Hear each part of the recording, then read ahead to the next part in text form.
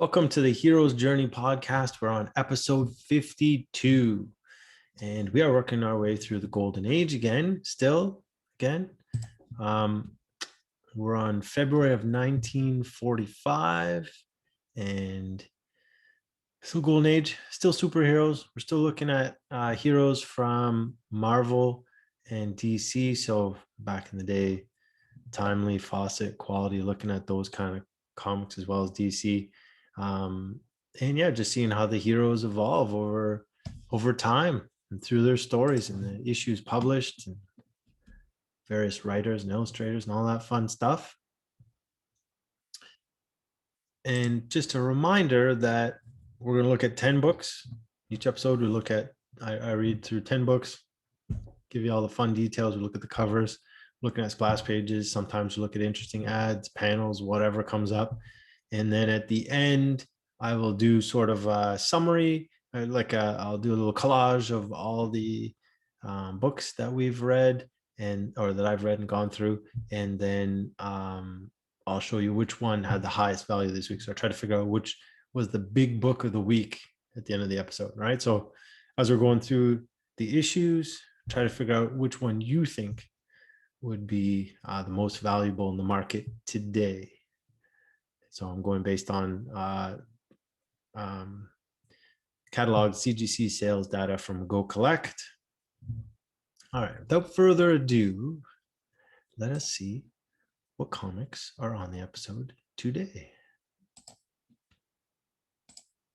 All right, first up, we have Action Comics number 81, right? February 1945.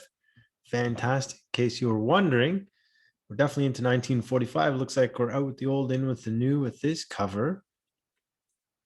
Fun Superman cover. There's a couple stories in this issue that we're looking at. So in the first story, got an appearance by Santa Claus there. That's great.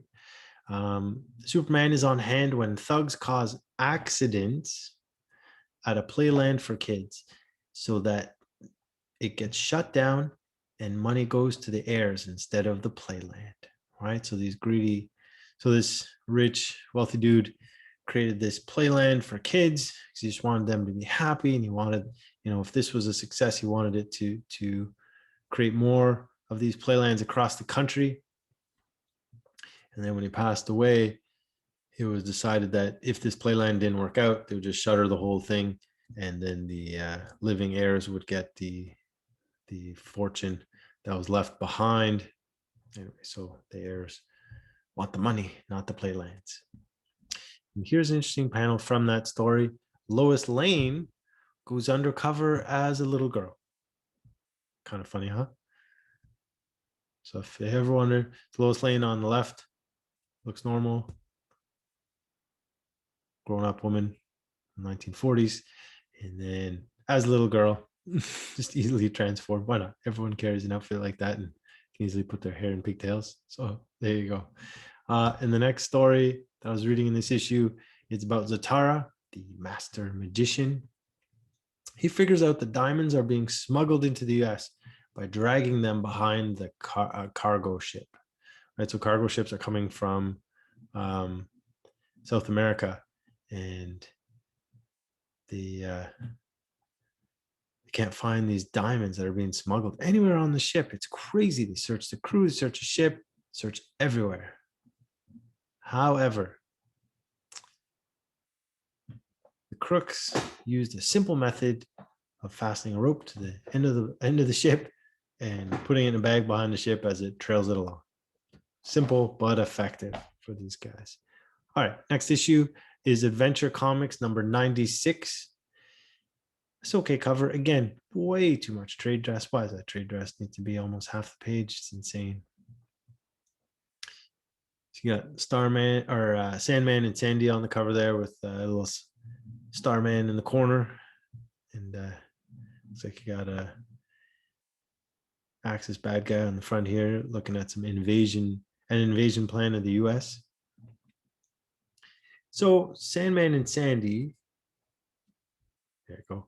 Sandman and Sandy take a ring of thieves. Sandman and Sandy take down a ring of thieves after a friend has some dreams that come true. So Sandman's convinced that this guy's just having some, his subconscious is just kind of planting some images in his head, and he's sort of bringing them to the forefront of his consciousness, and it's all just coincidence. But he's Sandman. Shouldn't he be more about the dreams?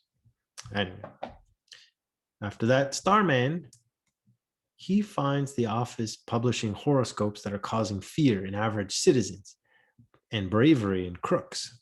That's crazy. Everyone's going nuts over these horoscopes, and this guy's just, manufacturing horoscopes. Put out number 12 today, number 5 tomorrow. Yeah, it's all random, willy-nilly, but people are taking it seriously, and I expect that probably still happens a bit today, although to a lesser extent.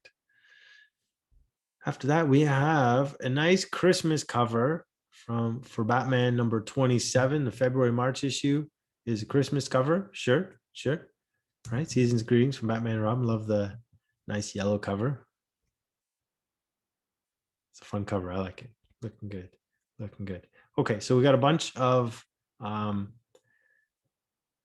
Batman stories in this issue, and because it's a great scan, these images are great, right? Look at that. So in the first story, clearly you're going to have a penguin appearance. Look at that. That's great. Batman and Robin catch the penguin before he can flood the underworld with a how-to book on crime. Right. So Penguin thinks he's so clever. It's like, oh, I'll get someone to write all my stories and based on my case files, and I'll flood the underworld with a how-to book. Anyway, it turns out that the book that does get published in the end is a how-to book on how to get caught by Batman and Robin, featuring the Penguin's adventures. Next up, Alfred's story, right? The Adventures of Alfred. Alfred accidentally catches a con artist that sells fake pearls and a wanted thug, right? So he catches a con artist and a wanted thug, two different people, two different reasons. But that's Alfred. He stumbles into the case and accidentally solves the mystery. It's great. Good job, Alfred. Next up is a Batman and Robin story, right? So Batman and Robin find clues around the Explorers Club for opening a safe left by one of the deceased explorers. And they also solve a murder. So that's great, right? So what happens is this explorer died, but he was kind of a prankster, and he left a whole bunch of clues around the Explorers Club on how to open the safe that holds a fortune inside. And so, he was going to leave it to whichever one of his fellow explorers could open the safe. And based on the clues they left behind. Anyway, things turn a little deadly because one of the explorers wants it all for himself, kills someone. Batman and Robin are there. They find the clues. They solve the murder. Bob's your uncle. Next up is A Christmas Tale. Batman and Robin teach a young heir with the nickname of Scrooge the meaning of Christmas and capture the thugs stealing from the heir and running an intimidation racket with Christmas trees, right? So these thugs are running an intimidation racket and by forcing people to sell inflated Christmas trees at inflated prices and then pocketing the difference. So it's great. And this old guy died, left everything to his nephew. And this guy was the old guy was kind of a Scrooge, taught his nephew everything he knew. So the nephew is a young kid, doesn't know anything about having fun and happiness or anything like that. He just knows money and, screwing people out of it. And his guardians and caretakers and lawyers are all scheming to get his money and working with these thugs that are racketeers. All right. And then if you wanted a fun panel, look at this. You got the bat plane as a Christmas sleigh, right? Because at the end, they go around delivering presents to kids because, as they save the day and got rid of the thugs and want to do something nice. So that is the bat plane, looking like Santa's sleigh. So there you go. I'm sure that's a first somewhere. Captain Marvel Adventures number 43. This is your February issue from 1945. So in the first issue, first episode, you have Captain Marvel and Uncle Marvel, right? This guy's back, the lovable con artist who pretends to be a Marvel but isn't. He's not powered in the least, but he wants to cash in sort of on the Marvel family, creates Shazam Incorporated.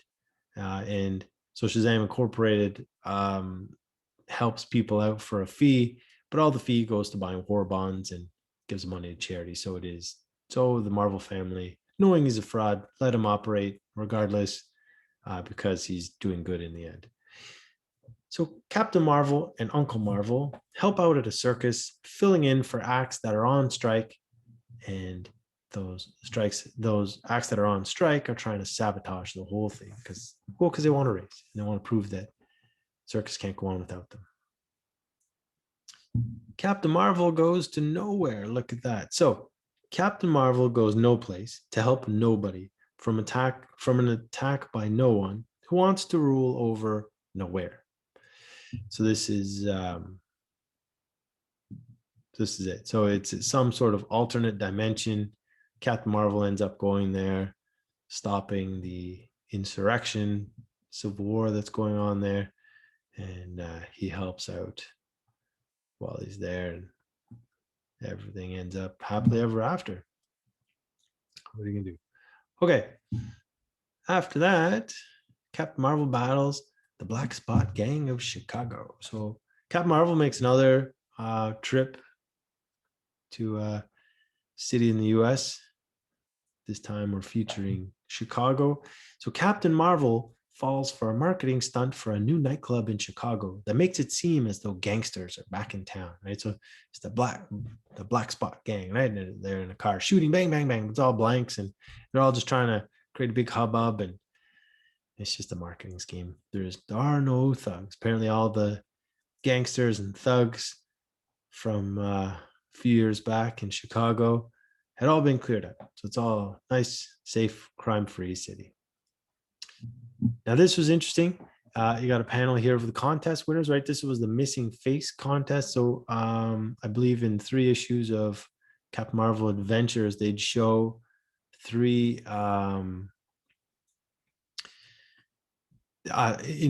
in 3 issues of Captain Marvel Adventures, each one they would show one piece of a face, and they're creating this thug. And the idea was that you would be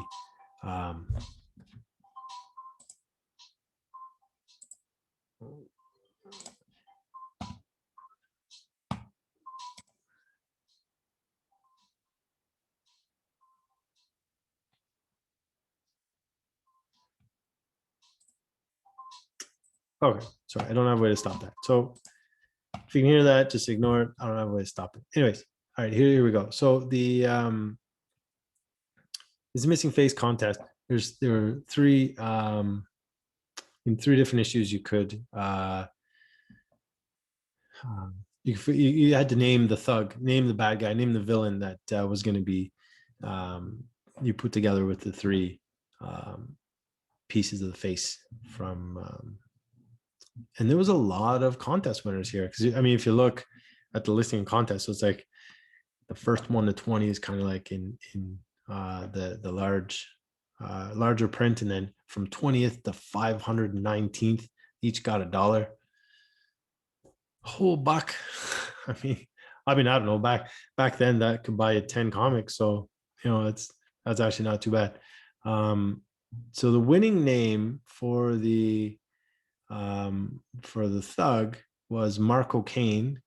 There was also Deadly Menace, Will Fry, and Alcatraz. Nice, very clever. Marco Kane, love it. So that was the winning name, Marco Kane. So I don't know. I guess I don't know what they'll do with this. Maybe we'll see this Mark O'Kane show up in a comic somewhere down the line. So this is in Captain Marvel Adventures number 43. Would this count as the first time the villain is named? I mean, it's not a first appearance for sure, but whatever. Bit of a stretch either way, I'm sure. All right. And then in the final story of the issue is Captain Marvel in that thrilling serial, which is the Monster Society of Evil, starring Captain Marvel. This is chapter 22, Mr. Mind Loses His Mind. And true to the title, Captain Marvel takes care of Mr. Mind after he loses his memory and becomes good while his henchmen carry out the last plan he was working on. And then Mr. Mind gets his memory back in the end. So looks like we got 3 more installments of this series to find out how it's going to end.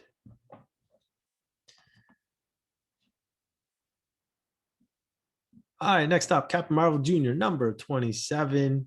Look at this. You got a monkey cover, ape cover. I don't know if anyone collects those, but pay attention to the cover because I will get back to it. So in the first story here is the Captain Marvel Jr. in Darkest Africa. Captain Marvel Jr. travels to Africa with an expedition searching for a monkey man and adopts a pet monkey. So this would be, he does adopt a pet monkey, right? So on the cover is the, and told you to come back to it. It's the first appearance and cover for Captain Marvel Jr.'s pet monkey. And then there's a contest to name him. Now, at the end of the story, they announce a contest to name the pet monkey.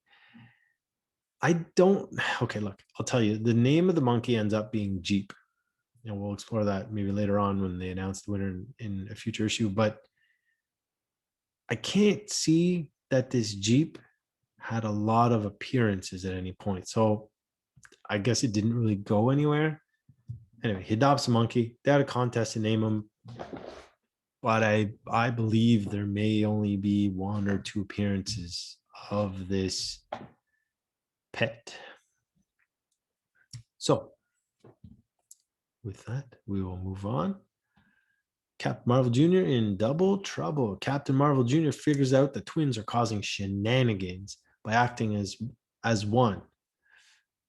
The twins are causing shenanigans by acting as one at the school, and he makes sure they can play in the big basketball game against their rival school. Just kind of a good old wholesome story there. Captain Marvel Jr. Caverns of Flame. Captain Marvel Jr. discovers that a real estate developer is setting fires to the mine and houses in a mining town to drive people out. That's crazy. All right, Comic Cavalcade number 10. It's spring 1945. Big 15-cent issue. That's still a huge book, something like, what are we, 84, 96 pages. I can't remember which, but it's still, still a massive book. I was reading the stories about the 3 characters on the front there. Even says at the bottom, Wonder Woman, Green Lantern, and Flash, right? Very exciting. So in the first story, we have Wonder Woman. The story is called The Great Blue Father. Wonder Woman, Steve Trevor, and some high-up officials are tricked into taking a solution that makes them child-minded. This was created by Professor Protus Plasmy. I have to apologize to you. Somehow my words are not getting out the way I had hoped today, but it is what it is. Next story, Green Lantern, the man with the missing memory. So Green Lantern and Doiby Dickles help Professor Memory after he loses his memory, and a couple gangs are after him. The Flash, the elevator that went sideways. So Flash is on hand when Winky, Blinky, and Naughty create an elevator that warps space and time. So it goes sideways, but it kind of blinks in and out of existence, goes wherever you want. It's craziness. All right, Detective Comics number 96. Holy smokes. It's good action cover. I don't know if it's anything too exciting. If you collect train covers, this one might be for you.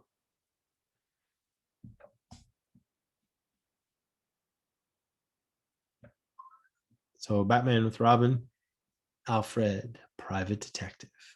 Batman and Robin help Alfred out of a jam when he is fooled into helping some crooks spy on a banker. So some crooks hire Alfred as a PI to spy on a banker, so that they can find out exactly what his routine is and then rob him blind at the opportune time. Oops, Alfred. Flash Comics number 62, Hijinks on the Rinks. Sounds exciting, right? Who knew the Flash could skate? So Flash intervenes when Winky, Blinky, and Naughty are taken in by a scheme to sell businesses with a lot of debt and buy them back for a song.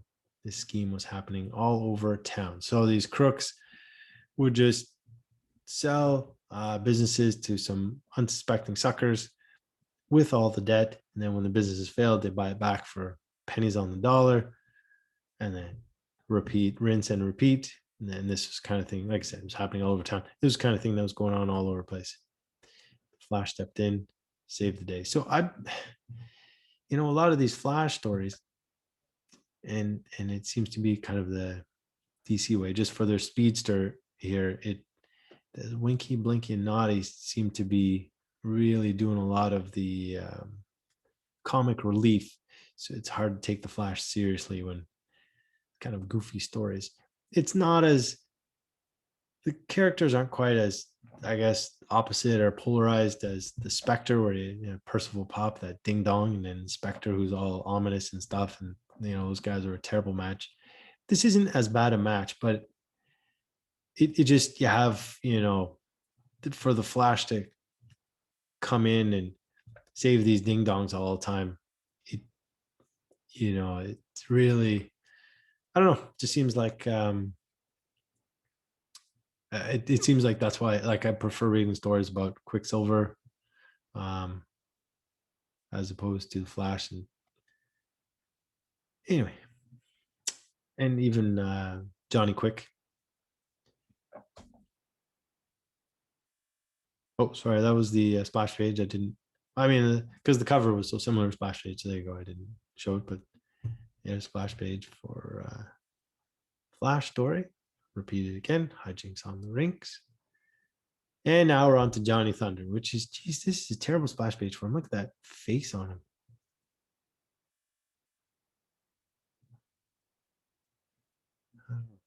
We're gonna draw a face. Come on, put a little effort into it.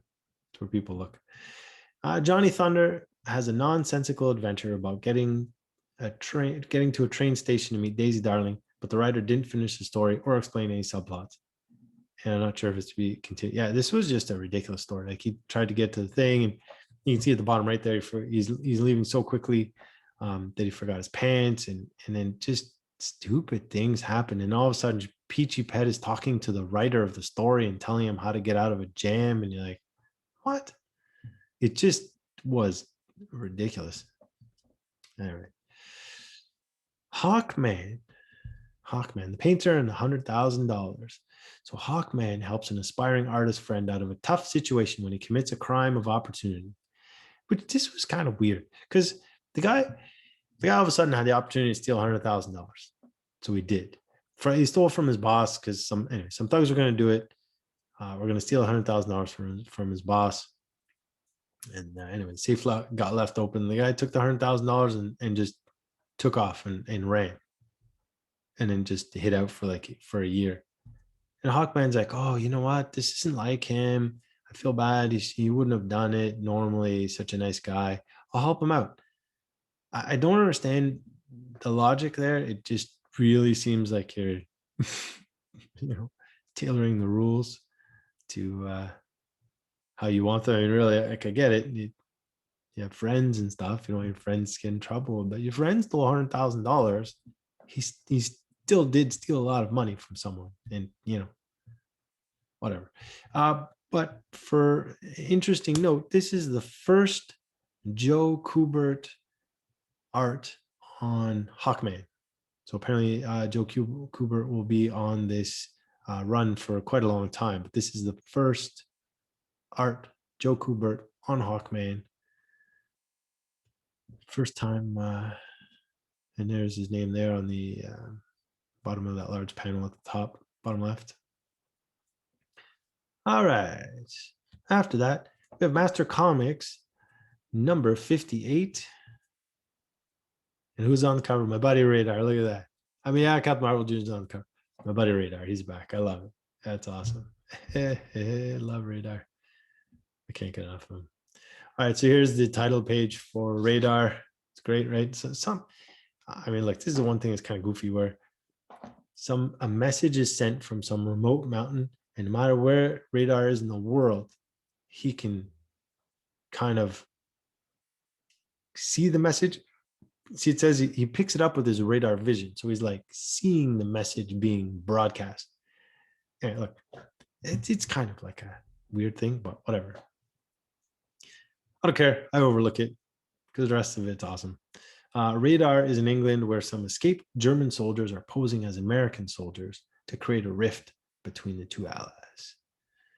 But Radar saved the day, and it didn't work. Good job, Radar. Captain Marvel Jr. and the Volcano of Terror. Captain Marvel Jr. discovers that Japanese agents have created a volcano in an effort to destroy nearby cities. Because, well, obviously you can just create volcanoes and just send the magma from the earth to spew. That's sure, you can do that. All right, here's the last issue for the show, for the week. Miss America Miss America Magazine, numero 5. That's February issue, 1945. Look at that, another photo cover. Looking great. And here I just thought I'd show you some of the stuff that's in this wonderful teen magazine, right? We got some fashions of the day, 1940s. You can get this, you can get some outfits there for under $20, really. It's a good deal.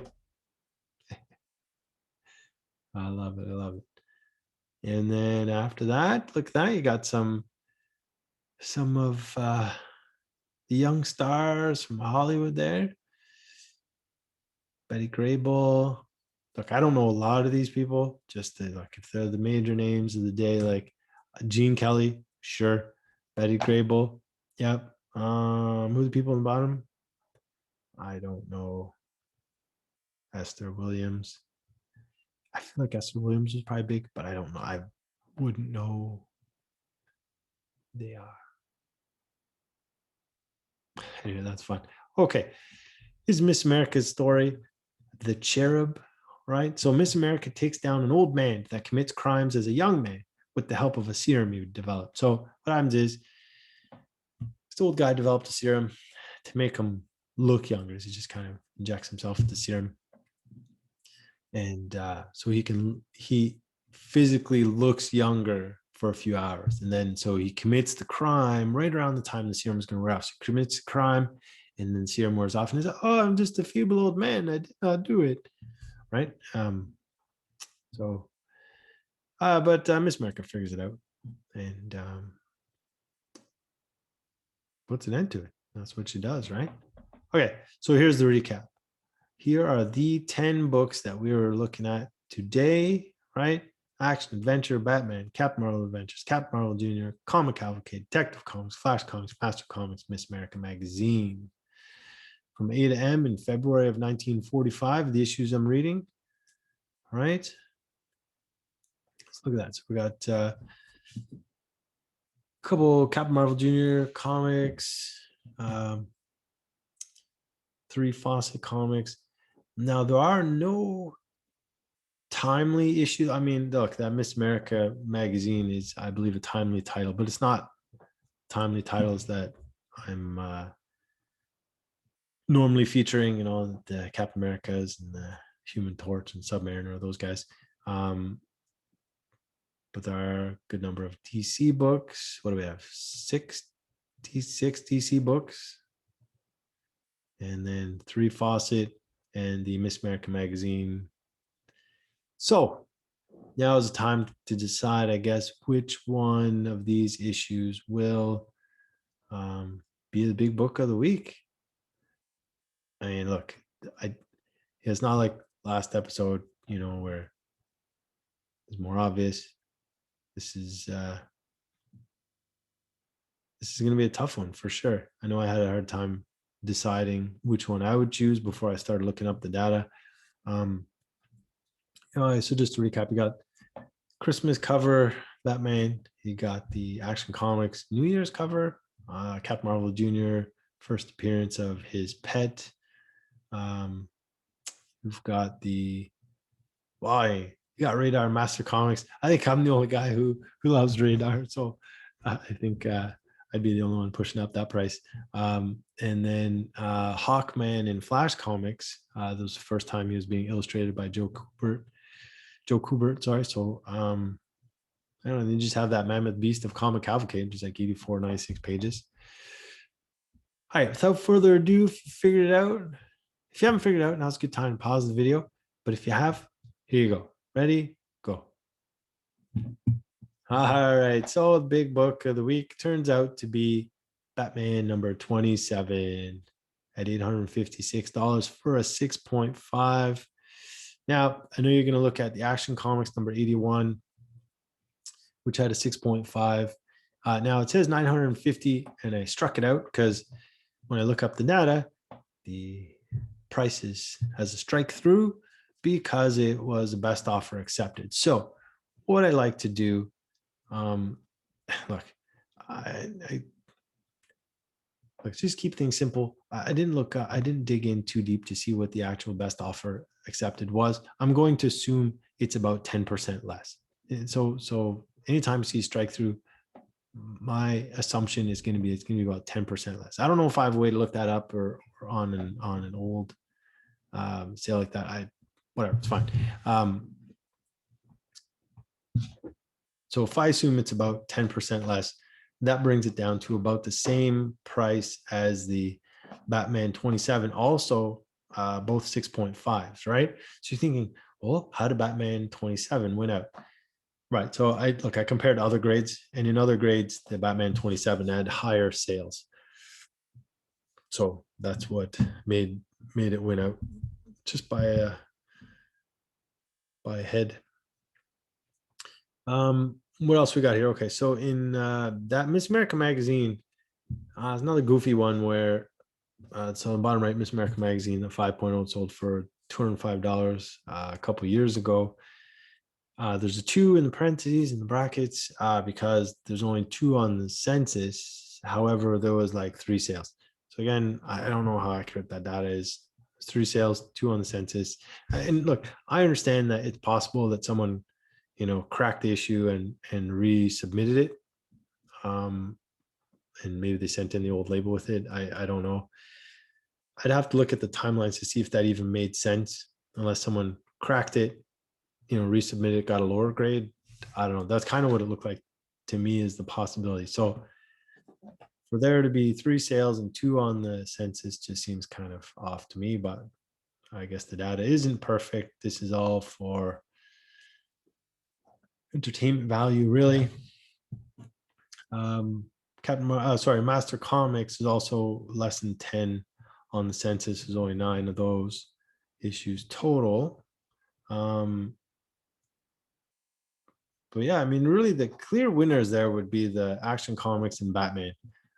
They had the highest sales by far for the mid-grade comics. Like everyone else is kind of mid, between all the grades are about between 4 and 8. And Action Batman definitely the highest, I would say, out of all of these. But yeah, and to be fair, I thought the Flash comics would be, I don't know, I guess the first artist wasn't a draw, not a big deal. I don't know. Look, Captain Marvel Jr., that first appearance of his pet monkey, I didn't think that would get too much attention. I also don't think that went very far, but who knows? People these days are collecting everything. It's super pets and pets of all kinds. So hey, you never know. Might have been like some crazy sale there. Well, that's it. That's the whole episode. That's the 10 issues recap. Got to see that Batman 27 ended up being the big book of the week. At some point, maybe if I get more viewers and subscribers, I should run a contest to see what people would choose. Who knows? All right. So thank you very much for watching. Thanks for listening. Keep the conversation going. I love the comments. It's great. And like I said, so far it's me and Anthony. But hey, Anthony said he likes title pages. So I'm showing title pages, which I feel is a great idea because it shows not just the cover, but some of the interior art as well. So you get a glimpse of that, which is great. But yeah, if you want to comment, I can, I love suggestions and feedback. And Anthony so far kind of gets what he wants these days because he's the only one commenting. All right. Thank you very much. Take care. And we'll see you next time.